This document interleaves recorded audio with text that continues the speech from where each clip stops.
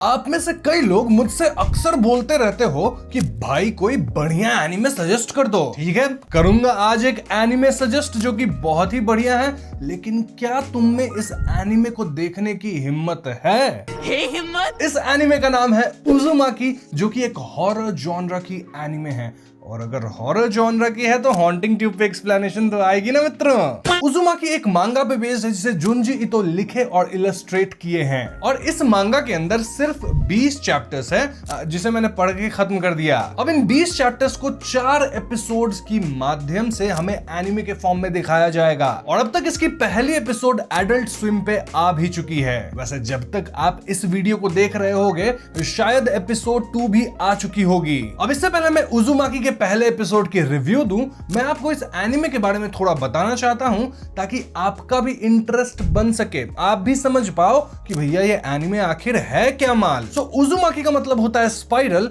और इस पूरे एनिमे का थीम जो है वो स्पाइरल के ऊपर ही है। कहानी एक स्मॉल टाउन कुरोजो की है जहां हम किरी नाम की एक यंग टीनेज लड़की से मिलते हैं। किरी के बॉयफ्रेंड का नाम सुइची है जो कि काफी परेशान रहता है। परेशान इसलिए क्योंकि सुइची के जो पिता हैं वो कुछ दिनों से मेंटली स्टेबल नहीं दिख रहे। I mean, वो स्पाइरल शेप से कुछ ज्यादा ही ऑब्सेस्ड हो गए हैं। इतना कि वो एक कमरे के अंदर सिर्फ ऐसे ऑब्जेक्ट्स भर दिए हैं जो कि किसी तरह से स्पाइरल शेप बनाती है। सुइची के पिता जब इन स्पाइरल शेप्स को देखते हैं तो उनकी दोनों आंखें इंडिपेंडेंटली इधर उधर जाके नाचने लग जाती है। मतलब अजीब तरह से स्पिन करती है, विच इज वेरी क्रीपी। और क्या वो भी स्पाइरल बनाती है? नाउ कहानी में आगे सुइची के पिता स्पाइरल से इतना ज्यादा ऑब्सेस्ड हो जाते हैं कि वो खुद को एक सर्कुलर बॉक्स में बंद कर लेते हैं। कैसे? वेल, अपने बॉडी को स्पाइरल शेप में घुमा के, जिससे ना सिर्फ उनके शरीर की सारी हड्डियां टूट गई, शरीर पूरा डिफॉर्म हो गया, बल्कि वो इससे मारे भी जाते हैं। इसके बाद जब सुइची के पिता की अंतिम संस्कार वगैरह की जाती है, मतलब वहां के ट्रेडिशन के हिसाब से उन्हें जलाया जाता है, तो आग से उठने वाला धुआं भी आसमान में जाके स्पाइरल शेप ही बनाता है। इतना ही नहीं, सुइची के मॉम को आसमान में अपने पति की छवि भी दिखती है जो कि उन्हें स्पाइरल को एम्ब्रेस करने कह रही थी। यहां से सुइची के मां की भी मेंटल कंडीशन खराब हो जाती है, जहां वो स्पाइरल शेप से कुछ ज्यादा ही डरने लग गई थी। इतना कि उनके बाल मुड़ रहे थे तो बाल को काट ली, और हमारे फिंगर पे होता है ना स्पाइरल जैसा थोड़ा सा फिंगरप्रिंट का निशान, तो उससे देख के भी उन्हें डर लगता था, तो वो पूरा स्किन ही काट ली उंगली का ताकि वो निशान ना दिख सके, fingerprint. Now at this point it's very clear कि यहां किसी तरह का स्पाइरल कर्स चल रहा है। इनफैक्ट पहले एपिसोड के अंदर हम किरी की एक फ्रेंड अजामी को भी देखते हैं जो कि काफी सुंदर है, बट उसे भी स्पाइरल कर्स लग जाता है। मतलब लिटरली अजामी के सर में स्पाइरल होल क्रिएट हो जाती है, और ये होल धीरे धीरे बड़ा होकर अजामी को ही अपने अंदर खींच लेती है। तो अब तक आप उज़ुमाकी के कॉन्सेप्ट को समझ गए होंगे, जहां किसी तरह का स्पाइरल कर्स है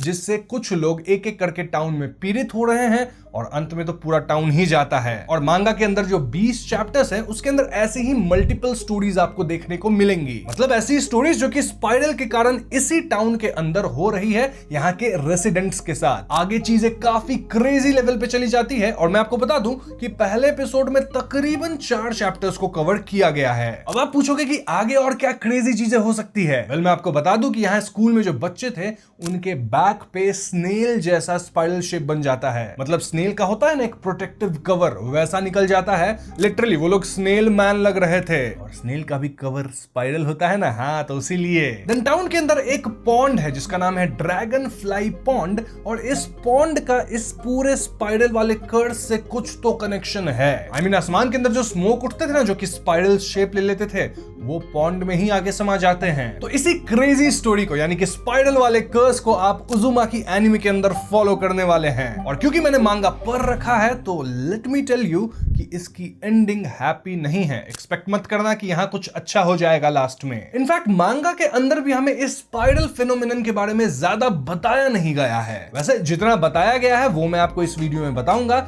लेकिन उससे पहले एक स्पॉइलर अलर्ट। हाँ, क्योंकि यहां मैं लिटरली मांगा के एंड को बता रहा हूं। अभी तक जो बताया था वो सिर्फ पहले एपिसोड की कहानी थी, तो स्किप कर देना ये वाला सेक्शन। चैप्टर्स में दिया रहूंगा अगर आपको स्पॉयलर्स नहीं चाहिए। अगर चाहिए स्पॉयलर्स तब तो मस्त देखो। तो ये सब कांड हो रहा है सिटी ऑफ स्पाइरल स्पाइरल्स के कारण। अब आप पूछोगे कि सिटी ऑफ स्पाइरल्स क्या है? Well, the city of spirals एक अजीब जगह है जो कुरोजो के नीचे बनी है और ड्रैगन फ्लाई पॉन्ड के पास छिपी है, मतलब उसके नीचे। जब स्पाइरल कर्स अपने फाइनल स्टेज में होती है तो ये जगह स्पाइरल रो हाउसेस के सभी लोगों को अंदर खींच लेती है और उनके डेड बॉडीज को पत्थर बना देती है जो इस शहर का फर्श बनते हैं। सिटी ऑफ स्पाइरल्स के बारे में ज्यादा कुछ नहीं पता, लेकिन हो सकता है ये स्पाइरल कर्स का सोर्स हो। नाउ सिटी ऑफ स्पाइरल्स, जो कि नाम से ही समझ में आ रहा है कि स्पाइरल से बनी है, ये एक हिप्नोटाइजिंग लाइट छोड़ती है। इन स्पाइरल्स में से एक कॉक स्क्रू जैसी ओबेलिस्क है जो तब कंप्लीट होती है जब कुरोजो के सभी लोग या तो मर चुके होते हैं या टाइम में फ्रीज हो जाते हैं, और ये ओबेलिस्क स्पाइरल स्टेयरकेस में घुस जाती है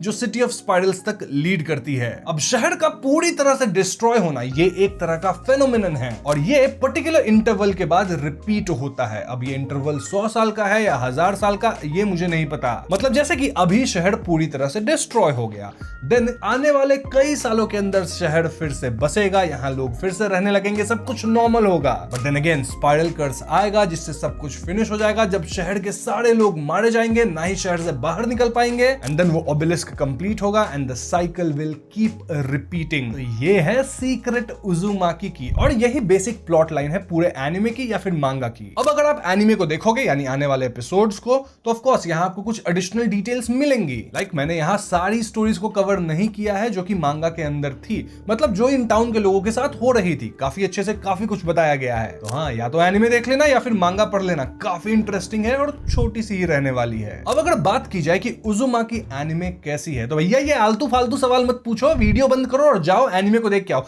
लेकिन वीडियो बंद करने से पहले लाइक और शेयर कर देना, ठीक है? एक काम करो, वीडियो पूरा देख लो उसके बाद ही जाना, क्योंकि मैं आपको बता दूं कि इस एनिमे की जो एनिमेशन है वो गजब है। देन इसकी प्रेजेंटेशन ओपी है, और जो क्रिएटिव चॉइस एक लिया गया है ना ब्लैक एंड व्हाइट में एनिमे को दिखाना, ये इसके मांगा से काफी रिजेंबल करती है और क्रीपीनेस में ऐड करती है।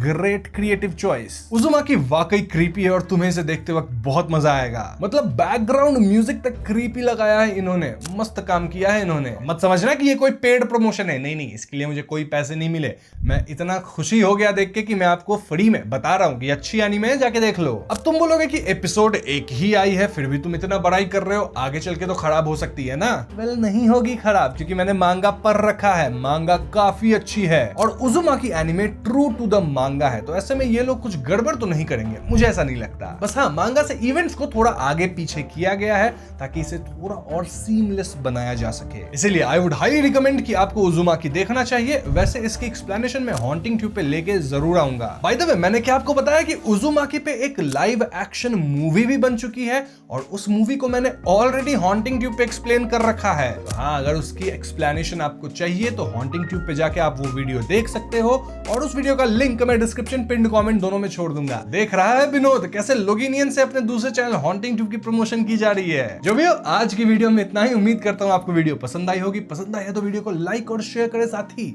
चैनल पे नए हैं तो हमें सब्सक्राइब भी कीजिएगा। I will see you guys in the next one. Peace out.